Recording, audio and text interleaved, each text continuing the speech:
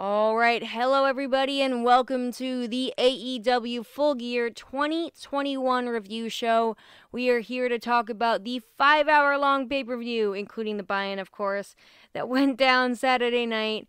We are definitely not going to be able to cover everything. I will do my best to make sure we hit every point, but we've got a whole bunch to get into, including a new AEW World Heavyweight Champion, Hangman Adam Page, a main event that was 2.5 years in the making. A whole lot to get into, guys, and I'm excited to talk to you about all of it right after this.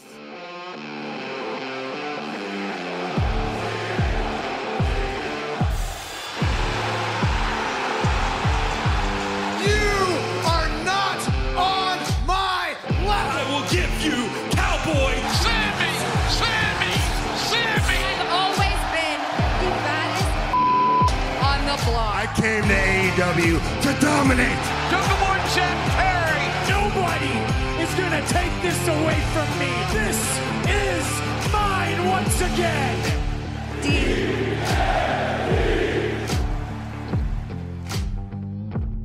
All right, everybody, before we get into the show that went down Saturday night, like I said, there are a few things I want to cover quickly. First and foremost, we are on Patreon for $1 a month. You can also do a bunch of other tiers, but for just $1 a month, you can get all of these shows ad-free. But if you're not a Patreon person, you can also get all these shows free by subscribing to us on iTunes here for a low monthly fee. You also get a bunch of exclusive shows with that stuff, so go check that out. If you're not subscribed, I think I'm subscribed on Patreon and on iTunes. Does that mean I'm vain, or does it mean I just really love my co-hosts? If you didn't listen, speaking of my lovely co-hosts, if you didn't listen to the preview show for Full Gear, it's a little outdated, but I still think you should go back and listen to it. It is a great 2-hour conversation I had with our very own NXT host here, NXT 2.0 coverage man podcaster, Zach Smith, and Ashley Mann, who is really my resident co-host here on the AEW podcast, as a part of the WWE podcast here. So awesome preview show I got to do with both of them. I want to thank them again. Really got me hyped up for this pay-per-view. And then you guys, 5 hours happened. 5 hours. 5 hours. It didn't really help that I watched some old, I think it was WCPW stuff earlier on in the day, but yes, it was a long day of wrestling. And there was a lot of there were some really long matches, and so I also want to throw this out here, guys. I have been working since about 7 a.m. this morning. I just got off work, so it's been about a 12-hour day. I'm pretty pooped. So I wanna do my best to continue to give an unbiased opinion in that sense, and try to remember exactly how I was feeling as I was watching it too. But I'm not gonna lie to you guys. I mean, we had the whole setup ready. We bought the thing on Bleacher Report. We had the TV all set up. We were all excited, and then 5 hours happened. This pay-per-view was so long, and you know what the funny part was, guys? Is it really wasn't much longer than All Out. All In? Was it All Out or All In? The last pay-per-view. It really wasn't that much longer if you go back and look at the time codes. The thing is the sequencing of this show was just awful. If you guys remember that show, a lot of the matches were like 10, 12 minutes long. Some of these matches, I mean, most of these matches felt like they went over 15 to 20 minutes. Just way too excessive, way too overindulgent. And so, yeah, I also really want to talk about the matches that I enjoyed, and I want to talk less about the matches that I didn't enjoy. So, with that being said, let's just start quickly with the pre-show here, and it was Jamie Hayter and Nyla Rose versus Thunder Rosa and Hikaru Shida. I have not much to talk about in regards to this. The one thing I will say is Nyla Rose is a little bit of a hidden gem here. I think she did a great frog splash. There were a lot of Eddie Guerrero tributes, by the way, and I'm probably going to forget to mention them all, but Nyla Rose did a great frog splash in this match, and this was, it was a little bit too long, too, actually. Now that I'm thinking back to it, it was a little bit too long as well. But a match that did not feel too long at all. A match that I hung on to every move. A match that I was so emotionally invested in, and like I said, hung on to every move that these guys did. Darby Allin versus MJF. And there was so much to love about this match, you guys. Of course, yes, the actual in-ring action, a lot of the moves were incredible. Darby Allin hitting, again, I think CM Punk was the guy who said it, and I couldn't agree more. Nobody else should ever do a suicide dive again. Because Darby Allin takes the word suicide dive and makes it actually look like a suicide dive. And yeah, a lot of the back and forth here, the grappling in the beginning was great with the whole story that MJF is saying, right? And he had Justin Roberts say it as well. He's going to beat Darby Allin with the side headlock takeover. I don't know how I felt like that slipped past so many people. All the other shows that I listened to, all the other stuff that I read online, I didn't hear a lot of people talking about that. And maybe because there was so much else going on this pay-per-view. But of course, then we get to the finish later on. However, before that, all of the moves led up perfectly to the ending sequence. And MJF, guys, sells so wonderfully. I'm going to throw you guys back to his match against Chris Jericho at All Out or All In. I can't remember which one it was because it's not a reflection on how amazing the pay-per-view was because I think it was All Out, wasn't it? Fuck.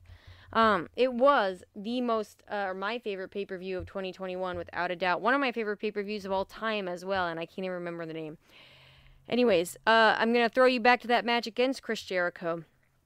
MJF sold his back so well, I thought he was legitimately injured. And because MJF, we don't get to see him wrestle often, I mean, I'm not, worn out from this selling, and I don't know if that would ever happen, because it's not over the top. That's not the word I want to use for it. But it does have a very, what's the word I'm looking for? It's there. You can clearly see he's screaming in pain. And so when he would do these moves, right, he starts targeting Darby Allin's lower back. And he would do these moves and the neck and all of that stuff against the knee, right? Like, I'm thinking of that. I haven't seen a power bomb against the knee before. That was awesome. He would hurt his own knee. He was the one hurting his own knee. The tombstone pile driver on the apron. Again, it didn't feel forced. A lot of those apron moves can feel really forced. He was selling that knee on the outside so well.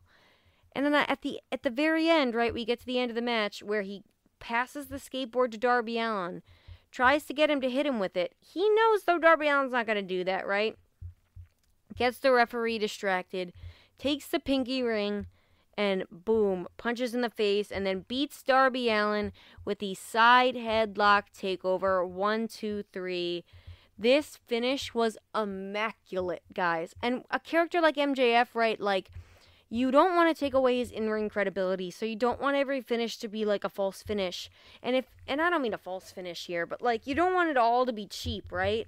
There was a match he had on Dynamite recently against just some jobber. He just beat the crap out of him and then won really quickly with the Salt of the Earth. I like this. So he's clearly still got some in-ring credibility. However,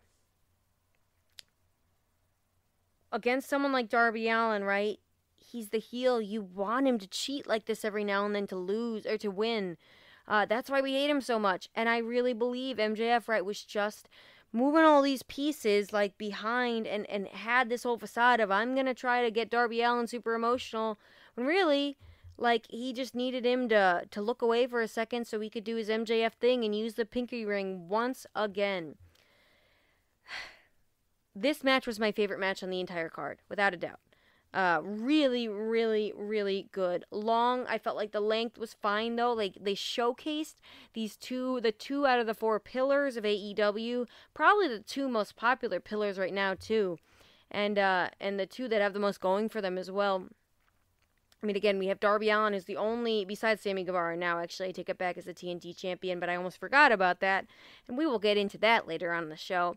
However, Darby Allin being a former TNT champion and MJF, with the title probably not very far off in his future, the 2 most prominent pillars out of the 4 deserve this amount of time on the card and deserve this slot on the card, and they did not disappoint. That spot, you guys, when they were in a grappling whatever, they were they rolled around the ring with the roll-ups. I mean, oh my god. They did as many roll-ups as WWE does on one Monday Night Raw. It was such a fun sequence to watch. I hung on to every one. It was so good, you guys. Such a good match. I can't say enough. A+ all around the boards for me. I really, really love this, and I really love the finish as well. I was surprised we didn't see a Wardlow, we didn't see anything else, but I thought that was perfectly fine. It was good. MJF can say he beats Darby Allin 1-on-1. So, yeah, from here on out, guys, it gets a little bit yucky. And, we're going to talk about this in the main event, but I think I might just bring it up now. The referees being absolute idiots was so apparent for 5 hours on the show. And this was the start of it, but you could get away with one match. I felt like every single match had something with the referees just being stupid. And to the point where in the main event, the crowd was chanting, "Ref, you suck." And I understand, like, that's not the worst thing in the world and whatever else, right? But you don't want the heat on the referee, you want the heat on the heaters, like your Don Callis's and your Dan Lamberts and whoever else, right? The incompetence of referees in AEW, again, this is all headcanon. Bryce Remsburg, Aubrey Edwards, like, right, and every other ref as well. Like, they seem like great people. I'm sure they're really good at their job. I'm just saying, in headcanon, in the fictional universe of professional wrestling, in the sandbox here, these are the worst referees of all time, and if I were Tony Khan, I'd fire them, right? They don't see anything. They are consistently distracted in every single match, and so this being the one and only time, I would have been fine with it. But it happened so many other times, and so I felt like the rest of this card soiled that spot a little bit, and it definitely soiled a lot of the main event that we're going to talk about later on as well. So let's move on down the card, though, guys, to the Lucha Bros versus FTR for the AEW Tag Team titles. If you follow me on the Twitter, you probably saw that I thought this match... Listen, you guys know Rey Fenix is my favorite professional wrestler right now. Male professional wrestler, let me put it that way. You all know where DMD stands. However,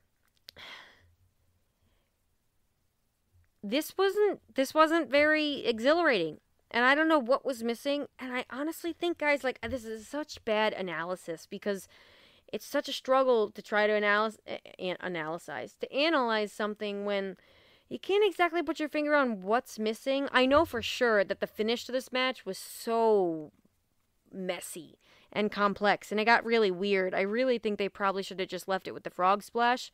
I thought that would have been the best finish. However, there were so many other Eddie Guerrero tributes, which power to them, of course, but I thought this one should have been the finish here. I think that got taken away later on in the night. That should have been the finish for sure. And then I thought Penta seemed a little bit off in this match. I thought the punches looked really bad. I think FTR has kind of been the common denominator of maybe just the chemistry between both of these teams is not right. I really think, guys, FTR, like, I don't know, I feel like they lost the magic that they had for a little while, and everything feels very formulaic with them, and everything feels very mid-card TV match. And I hate to put it that way, but that's just where we're at. I think their promos are great, but in ring, I know they're like this old tribute act, and they're old-fashioned, and they don't do this and that. But they gotta find something else to spice something up, guys. Because that match between Dax Harwood, or that match with Dax Harwood on Dynamite was really good. Pac versus Dax Harwood, right? Singles competition. That match was incredible. But all of a sudden, you put them both in the ring together, and these tag team matches have not been good. This is not the first one. This is the third, fourth on a long, or on a short string of FTR matches that I've just been bored during. And how do you get bored during a match with the Lucha Bros? Again, I could be in my own world here, but FTR aren't doing it for me lately. And yeah, you're not really, I would say more so mid-card TV guy match dudes out. Rather, it was a joke on Top Guys out. But I do really like that, I really like that little catchphrase they have. And it sucks because I really like FTR. I do like FTR, and I think there's 100% a place for them in AEW. I do think they can be one of the greatest tag teams in the world, but they're definitely missing something lately, and I'm not exactly sure what it is. I don't know if it's a little bit of fire under their butt. I don't know if it's the way that their matches are being sequenced. I don't know if it's where their matches are being put on the card. I don't know if it's just a little bit, not everybody can have hot streaks that go on for years, guys, and FTR definitely were on a hot streak in AEW, right, earlier in their career here, so everybody goes through little lulls, I guess, and it just feels like we're on an FTR lull. So, yeah, but again, it was nice to see Penta and Rey Fenix. I also didn't think this was Penta's greatest match. Not really being biased too, it wasn't Rey Fenix's greatest match either, but Rey Fenix kind of didn't do anything that blew me away, but also, I mean, everything Rey Fenix does blows you away, right? I sound like such a spoiled wrestling fan. My point being is, I guess the chemistry between these two teams is not right, because I really didn't enjoy their team against the quote-unquote Super Ranas either. Excuse me, their match against the Super Ranas either. I think some teams and some opponents just sometimes don't have it, and I think that's okay. And maybe we just leave this here and we move on. I just pinning the wrong guy too. It got weird with the masks underneath. Someone had to clarify for me why they even did that in the first place. It just got funky, and it got too funky for its own good. There were some really cool spots in this match. Don't get me wrong. Again, I mean, the Lucha Bros were in a tag team match. There were of course going to be cool spots, but I hold AEW to a higher standard, I guess, and cool spots are not enough to get, on a pay-per-view.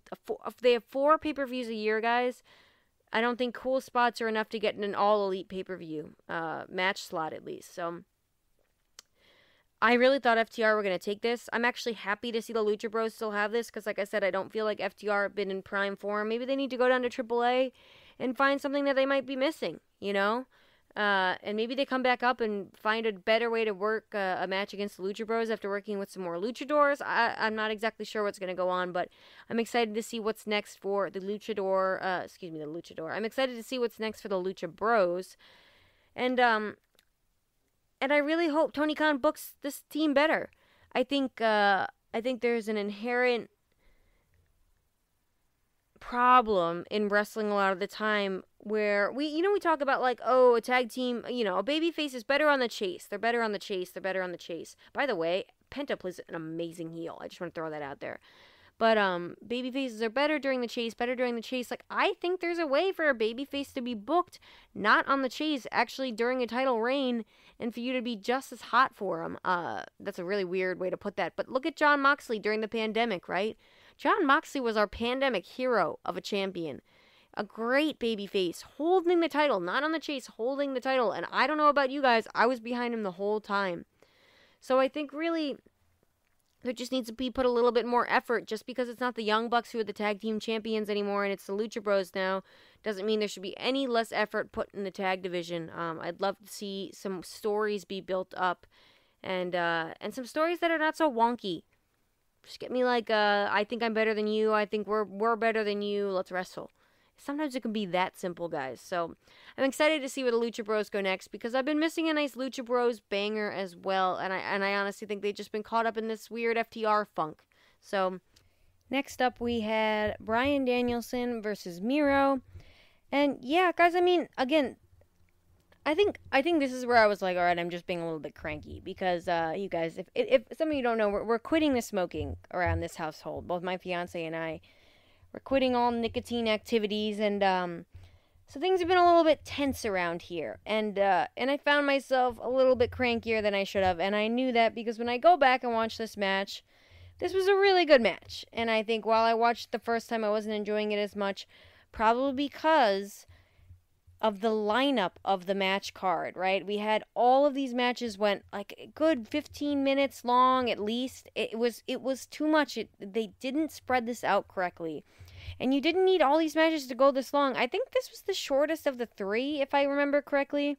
However, with all that being said, guys, I thought they, both Miro and Bryan Danielson meshed very well. I thought Miro looked really good in this match. I don't think he took anything away from him in this loss. I don't feel like I look at Miro as any less scary or intimidating. I'm excited to see where he's going to go next, considering he cannot go home to his wife. And Bryan Danielson is just incredible. The only thing I would have loved to see a little bit more in this match would have been, I would have loved to see more of what I talked about with you guys last, I think, on the preview, and that was Daniel Bryan versus Brock Lesnar at Survivor Series. And it was a theme of like Bryan Danielson going for these submissions, going for these moves, and Brock Lesnar just overpowering him.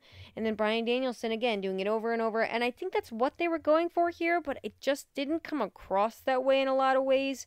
I felt like actually Miro looked like he was getting dominated by Bryan Danielson a lot in this match. And like I said, it didn't take anything away from Miro because we know how dominant Bryan's been. But I don't know. It just, I think I would have loved to see a little bit more of a showcase for Miro in this match. And I felt like most of this was a showcase for Bryan Danielson. And we definitely didn't need that. However, every Bryan Danielson match I've watched is like B at best, B plus at best. No pun intended, obviously, with that. And the finish of this match was incredible. With the DDT off the turnbuckle, it felt really sudden, and then going in the guillotine and really making Miro pass out, similar to Eddie Kingston. Again, I think I hope they don't lean on that finish too much, but I did think that definitely worked here, and I kind of liked how sudden it was. It was a change of pace, and this show definitely needed some kind of change of pace, but I do think they needed to build to it a little bit more.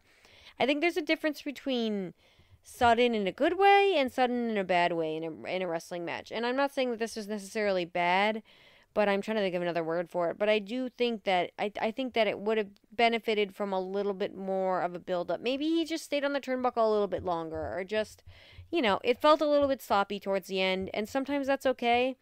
Because again, this is supposed to be a simulated sport, but I don't know. I think this could have been a little bit more refined. However, I did really enjoy this, and these two guys beat the crap out of each other, so I can't really complain. And speaking of beating the crap out of each other, we had the Jurassic Express and Christian Cage versus the Super Click, Adam Cole and the Young Bucks, and their Falls Count Anywhere match. And I did not enjoy this as much as a lot of people did, it seems like. I think that these Falls Count Anywhere matches and street fights and all of that can be kind of hard to get together well, and to book so it doesn't look like the spots are pre-planned. And I think there's nobody better at doing that than the Young Bucks, for sure. Absolutely. However, some of these spots definitely look choreographed and pre-planned and all that stuff, and it definitely took away from, like, it makes it so I lose some emotional investment because I feel like I'm being taken out of the match because I'm focusing on that. So, with all that being said, guys, though, you can choreograph every spot ever. If I get to see a freaking dinosaur, a man dinosaur, a dinosaur man, the greatest professional wrestler in the history of the world, Luchasaurus, do a shooting star press off the stage onto the Super Click. Wow. Was it the most beautiful shooting star press? No. Was it way safer than a lot of other shooting star presses? Yes. And Jungle Boy's face said it all. So really, really, that was incredible. And then the end of this match saw Jungle Boy actually hitting Matt Jackson with a concerto, which, by the way, that move means nothing anymore. Just nothing. It literally doesn't even damage anybody anymore. Like, you're good. It's essentially putting someone in a headlock, or maybe, in MJF's case, a side headlock takeover. And we're going to talk about that later on as well. However, yeah, and Jungle Boy ends up hitting the concerto on Matt Jackson and getting the pinfall victory. I will say, as much as this was very much just like a brawl all around, and it felt this one went for a while too. It felt like another match that just went on way, like, I'm not even saying that this match necessarily went on way too long. It's just there was such a lack of discernment in this, and when they were booking this card, just chop off 5 minutes off one match, and so the other match won't feel like it's 5 minutes longer than it should be. It is that simple, and they did not do that. I do have one other positive, however, that I did take away from this match besides the dinosaur man dinosaur doing a shooting star press off the stage. And that was this story with Christian Cage and Jungle Boy. I thought we were having a Christian Cage heel turn here. And it seemed like, actually, Jungle Boy might be getting a little... Maybe there's a little poisoning of the mind going on, as Vince McMahon would say. Maybe he's just injecting a little poison into the system.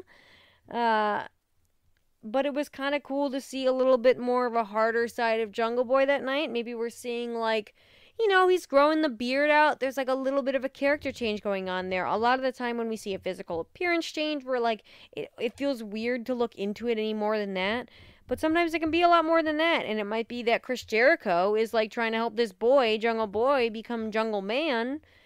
But Christian Cage, as we all know, is kind of a prick. And we don't want Jungle Boy to become Jungle Prick. If that made any sense to you guys. So I'm curious to see where this goes. I'm interested in it. I think it's going to be a real slow burn. And I'm excited for the payoff. And I'm excited to be along for the ride. And this is definitely not the direction I thought they were going. And, it's similar, but it's not exactly what I was thinking. And I'm definitely way more into this idea. As AEW does again, I have one idea and AEW has a much better one. So let's move on down the line here, guys, because I want to keep talking about some other of these matches. We got 5 hours to get through. No, we have a bunch of other matches to get through, and I want to make sure I have any energy left by the main event, because it's only 7:30 at night, guys, and I'm ready for a nap.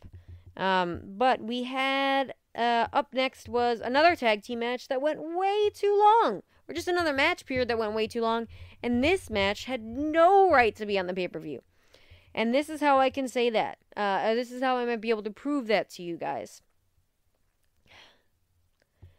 Take Cody Rhodes out of this match.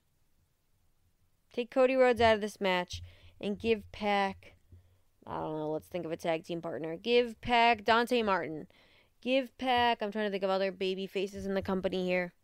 Matt Sydal, or even better, give Pac Orange Cassidy. This match still is not a pay-per-view match. I don't think so. I think this is a Rampage main event, maybe a Dynamite main event. It's not a pay-per-view match to me, guys. But because Cody Rhodes is in this match, and Cody Rhodes' ego is in this match, this becomes a pay-per-view match, and it just was so unnecessary. And I really think if you took this match out and shortened a couple other matches, this pay-per-view would have been way better and come off way better. I'm going to take you guys back real quick to a different time. To a time before AEW Rampage, the hour on Friday nights at 10 o'clock that we get here. So graciously given to us, of course. I'm not complaining. I'm going to take you from before that time. I'm going to take you back to a time where we only had 2 hours of Dynamite every week.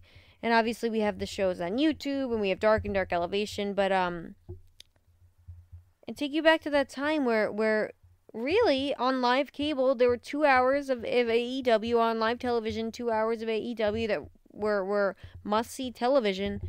I don't know about you guys, when those 2 hours were up, I could not wait for next Wednesday. Instead, now we're getting 2 hours of Dynamite, 1 hour of Rampage, and then a 5-hour f***ing pay-per-view. Oh my gosh, and with this match on it, again, yeah, Malachi Black, Andrade, Pac, Cody Rhodes, all incredible wrestlers. There were some really cool spots in this match. Whenever Pac is in a match, it's really awesome. And that goes for most of these guys, too. The only reason this match was on the pay-per-view is because Cody Rhodes' ego was on the pay-per-view. And it really suffered from that. And this entire pay-per-view, I think, suffered from it. Cody Rhodes, this match was so weird. Cody Rhodes is getting booed out of the building. And how many times did they did the can they coexist tag of slapping the chest and slapping the chest? It just made no sense because we were cheering for the heels, but also cheering for one of the baby faces, but booing for one of them. It just did not work. The dynamic did not work, and I'm really starting to think that Cody Rhodes is that delusional. I saw a lot of takes on Twitter about Cody Rhodes knows what he's doing. He's really self-aware with this and that. Guys, if Cody Rhodes was self-aware and wanted to do what was probably best for his character in the company, he'd turn heel or he'd do something different than what he's doing rather than just forcing himself on the AEW fans over and over and over again. We know that does not work. We have seen that in the past. It does not work. Cody Rhodes really should have been the one doing the 5-knuckle shuffle tonight, not CM Punk. And I don't want to spend much more time on this match, guys. Obviously, Pac got the pinfall on Andrade. But this is the question I'm going to ask you guys to see if this match did really what it was supposed to do, right? Pac is a pretty much certified star in AEW, and we're all pretty self-aware, or we're all aware that Cody Rhodes is as well. Did Pac make Andrade feel like a bigger star in this match? Did Cody Rhodes make Malachi Black feel like a bigger star in this match? Because I don't know about you guys. I feel like I feel like Malachi Black feels like way less of a star than he did after the first squash or the second match against Cody Rhodes.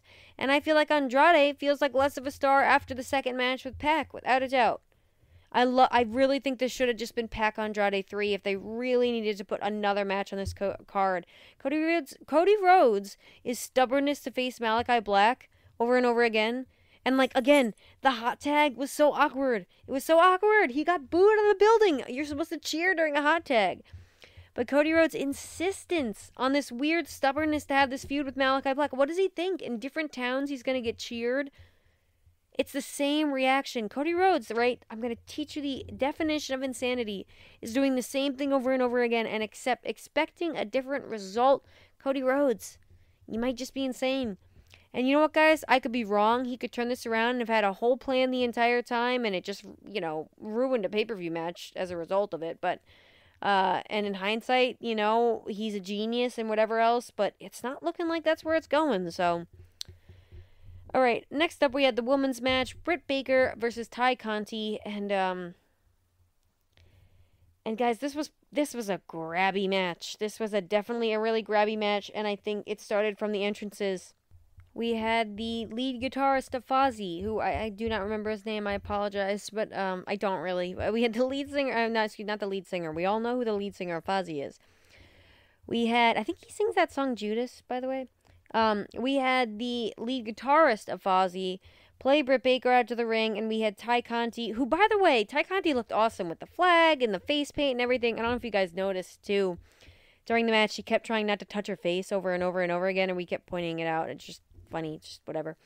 But she looked awesome, and yeah, the entrances were cool, but the problem with the entrances, guys, is they felt so grabby because there was no story behind this entire match. There was no story built. There was no promo really back and forth. The only promos back and forth we got is Britt Baker talking about Ty Conti's ass. Yeah, we could all probably talk about Ty Conti's ass. She's got a great ass, I don't think it's wrong to say that on this podcast. I think we can all agree on that fact. Right? Man, woman, straight, gay, whatever. She's a good-looking woman. That's not what this is about, though. This match is about the title. This match is about that little McDonald's freaking Happy Meal toy that you guys call a woman's world title. And I would have loved to see some promos back and forth about that. Not just on the road to stuff, but some actual back and forth. They tried to do some booking with Anna Jade and through the TBS title match, whatever, but there was no story being told between Ty Conti and Britt Baker the entire time besides Ty Conti has a nice ass. That's not a story, it's just a fact. And I think the match suffered from it because it became really grabby from the entrances, like I said, and then throughout the match. Just like these spots, these false finishes that were so unnecessary, it felt like Ty Conti got really lost after the curb stomps. Like they probably should have just ended it there. I was so confused. It looked like Britt Baker was pissed. It looked like she was mad, man. Like Ty Conti looked like she was really lost. I could be wrong about that. What the hell do I know? You know what I mean? I'm just a wannabe analyst at this. I don't know, but from just my perception, it looked like Britt Baker was angry, and it looked like Ty Conti really got lost. It could have been the other way around, but I don't know. It just felt like they were like they like transported from spot to spot rather than organically got from spot to spot, and you could clearly see that. Meanwhile, guys, Serena Deeb is sitting there front row. She was obviously there in the pre-show match to have a face-off with Shida. Why wasn't Shida Deeb 3 not on this card? That was a story that was so easy to tell. So easy to tell, you guys. And they told no story with the women's title. And they're going to introduce another women's title into this division. And they can't even tell a story around one title. It makes no sense. It's so backwards. It is so backwards. And kind of depressing, guys, and frustrating. And you guys know I am a huge advocate, I feel like, for women's wrestling. I believe women they should get the same amount of, it should be equal with the men and the women. And yes, there's so much misogyny in professional wrestling and the world, but specifically professional wrestling, that's probably never going to happen. But they should at least make an effort to try. I will tell you, at least WWE, I really think Vince McMahon makes an effort to try.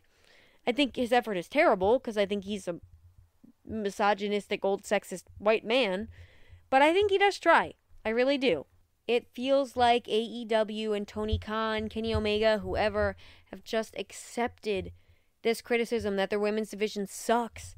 And their creative for their women's division sucks because they have none.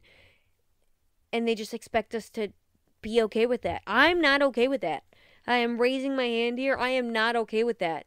I am not okay with the mistreatment of women's wrestling and women in your company who could be just as talented and just as featured and have just as much star power as the men. And I know AEW is a very data-driven company as well, and that a lot of the times the women besides Britt Baker were not drawing like the numbers like the men were. But because why do you think they haven't? Because there aren't enough female stars in professional wrestling, because it's misogynistic across the board. Right? And then with all that being said, you're not building any stars in your company. You're not taking the time to build stars in your company because these women get one match on Rampage and one match on Dynamite, when the men get like 5 on Dynamite and 2 on Rampage. It is always going to be unequal, and the men are always going to draw ratings, and you are literally telling us not to care about the women's division and then wondering why it's not drawing ratings. It's so backwards. It is so, you have to build stars, female stars, in order for women to draw numbers. I'm going to point you to Shayna Baszler versus Rhea Ripley was the only time I can remember that NXT beat AEW in the ratings during the Wednesday night quote-unquote war. From what, again, this is just off the top of my head, was one of the only times at least that they beat the NXT beat AEW in the war that night. Guess the main event was 2 women. Shayna Baszler and Rhea Ripley. 2 women who were actually built up as stars in a company. Yes, for all the faults of WWE and NXT, sure. But I was invested in Rhea Ripley and I was invested in Shayna Baszler. And so were a lot of other people. So it's possible AEW are just stupid and have sexist views. Tony Khan. Yeah, I'll say it. This man is not like the second coming of Christ, guys. He's got his issues, clearly. Some deep-rooted issues and sexism here, because the women are continuing to have to be put out there to fail. They were never going to succeed here. And it just was grabby. And honestly, I think Ty Conti's big issue here, guys, and I don't know about you, and I've definitely seen it with Britt Baker as well, and it's not just Ty Conti. It goes across the board with the women, but I think Ty Conti is the clearest perpetrator of it. Right? There is such a lack of effort put into women's wrestling in AEW that in order to try to get some kind of headline, to gain some kind of traction, to build some kind of star power behind herself, she goes for these moves and these spots and these things that, like, she just doesn't need to do. She can't organically, even if she can pull them off. Like, the Thai KO is a really cool finisher. I really like that. And she can pull it off most of the time. But, like, organically getting from one spot to the other feels weird and awkward. And, like, honestly, like, just beat the crap out of each other, you two. Just beat the crap out of each other, like we're going to get into in another match that happened real soon.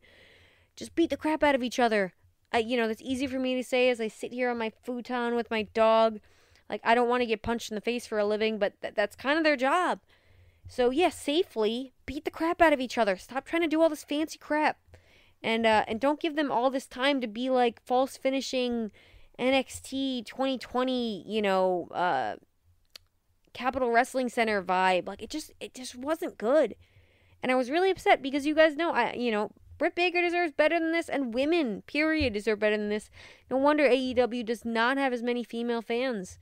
They don't put enough effort into this division, and it doesn't look like it's going to change, and it's really upsetting. And I get really frustrated every time I talk about it with you guys on this podcast, and I'm not going to stop talking about it too. That's what they want, just for us to move on and be okay with it. That's not how this works. Women can wrestle just as incredibly as men. In fact, I would say that there are women's wrestlers who are better than men. Like, look at freaking Charlotte Flair. I will just throw that out there. And I'm doing that thing where I get really fired up and then my words just start to, one sentence overlaps the other. The only thing I will say about this whole thing, guys, is yes, I offer a solution. And Zach Smith and Ashley Mann and I talked about this a little bit on the preview show, but what AEW needs for its women's division, 1, is to book more than 1 to 2 matches a week. At most, literally, at most, that is what they get. 2 matches a week on actual television. I'm not talking about dark elevation. And they need to get some women like Serena Deeb And maybe they poach like a Bailey, or they poach a Candice LeRae, or they poach an Io Shirai, Saray.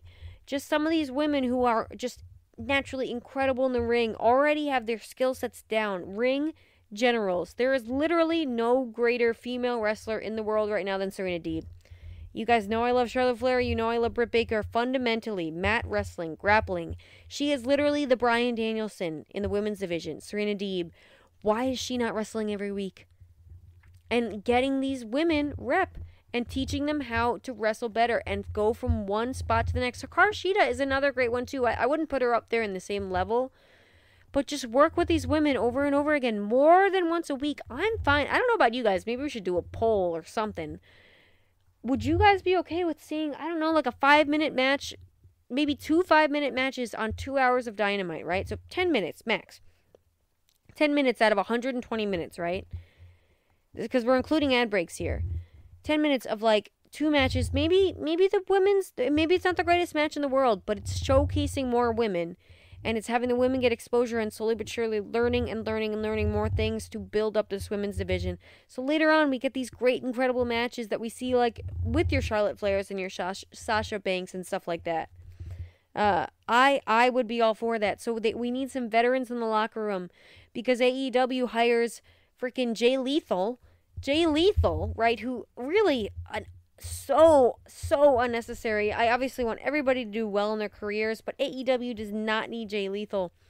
We've already got enough quote unquote veterans in the back to help these guys. It seems like, again, I'm not the booker in AEW, but really we couldn't have taken that money and spent it to getting some of these women in Japan too, guys. If you watch some of these women in Japan wrestle, I know there's the pandemic and all that stuff, but like, I felt like this money for Jay Lethal, or not even that the money, I take it back, the space on the roster for Jay Lethal was so unnecessary. It just didn't need to be filled by him. There were so many other names out there, potentially soon to be available names too, that could have taken those spots. And I'm not saying that Jay Lethal is going to take someone else's spot.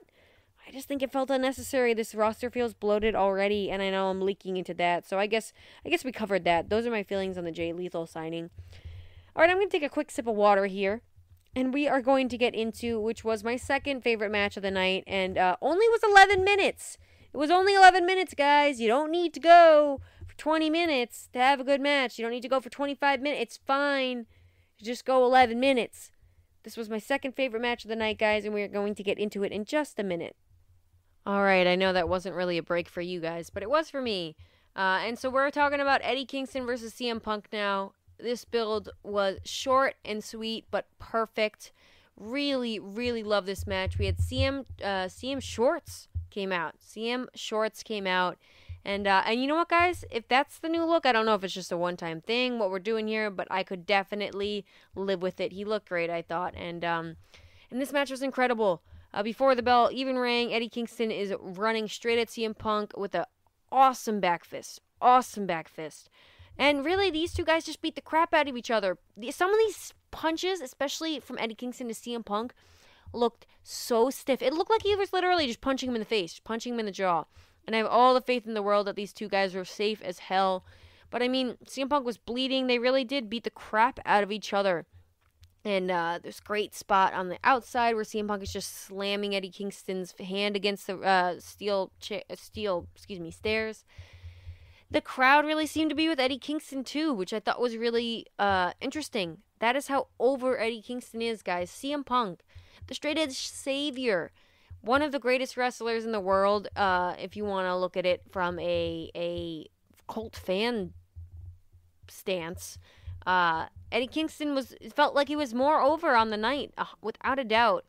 And at the end of the fight, though, after again there was one GTS where CM Punk just couldn't cover Eddie Kingston. He was so gassed. This was like 100 miles an hour from the get-go, and I really loved that. It was a really good change of pace. CM Punk ends up getting another GTS on him. It's a great spot where Eddie Kingston's like literally just like yakking himself off in the air after he does the fake go to sleep stuff.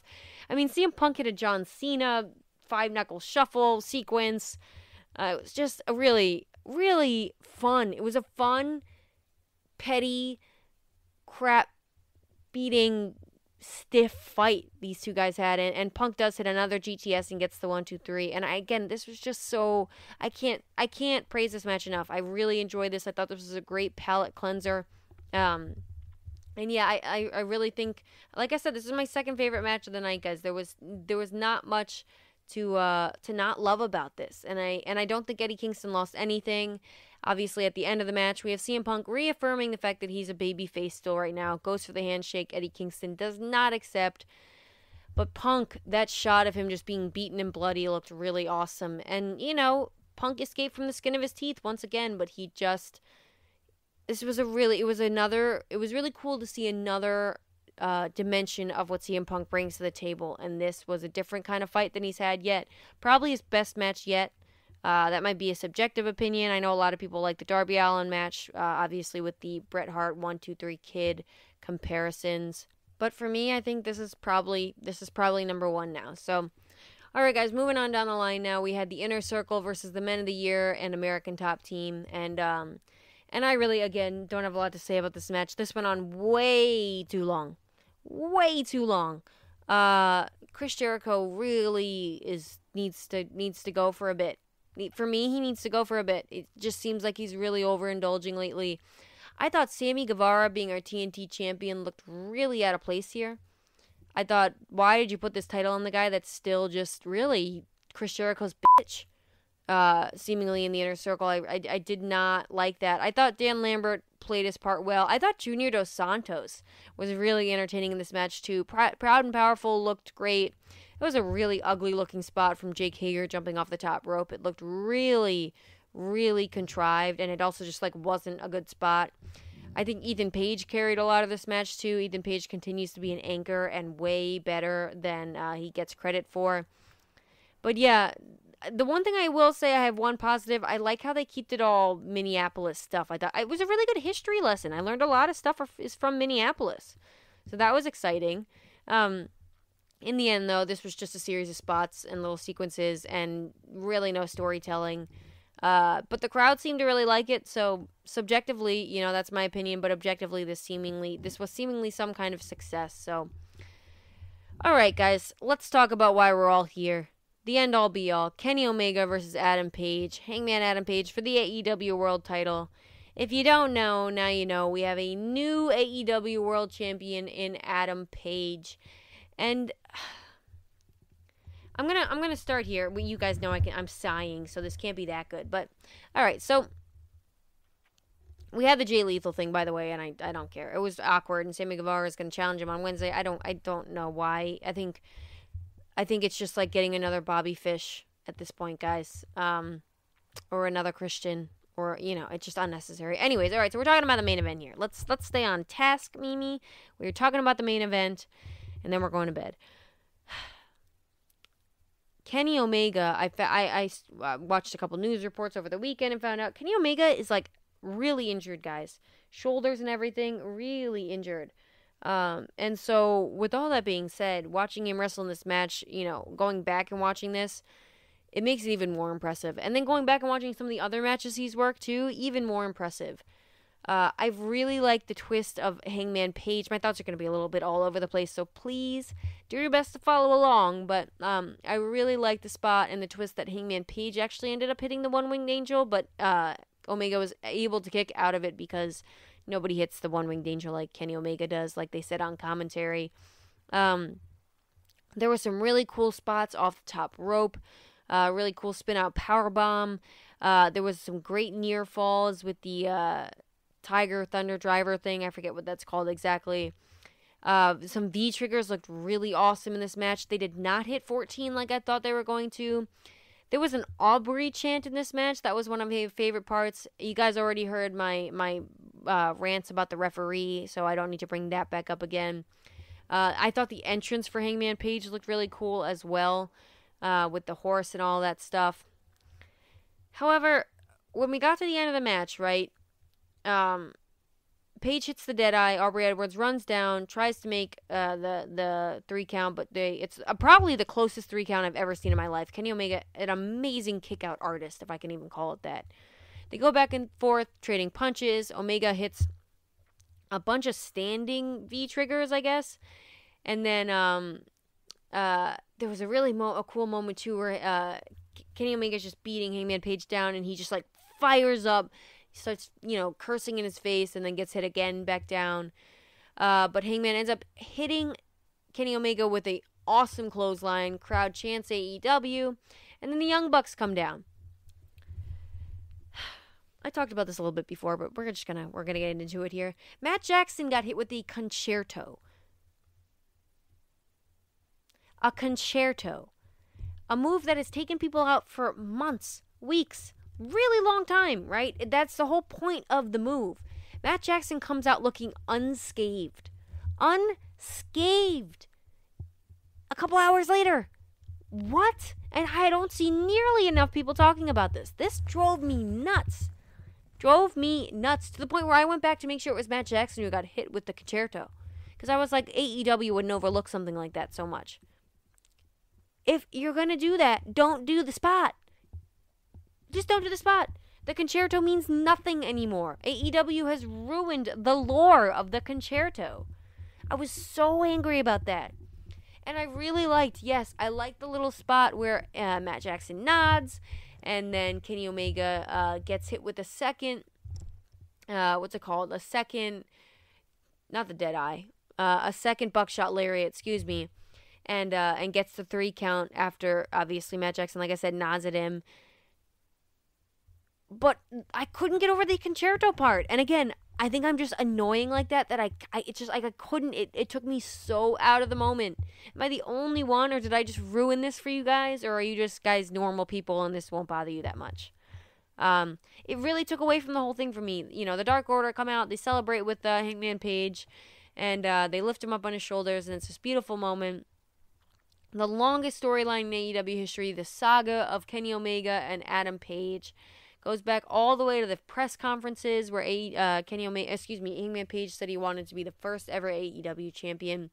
And the story has been a really well-told story with a bunch of hooks and twists and, heartbreaks. And Hangman Page really finding confidence in himself. And really the match being really good as well.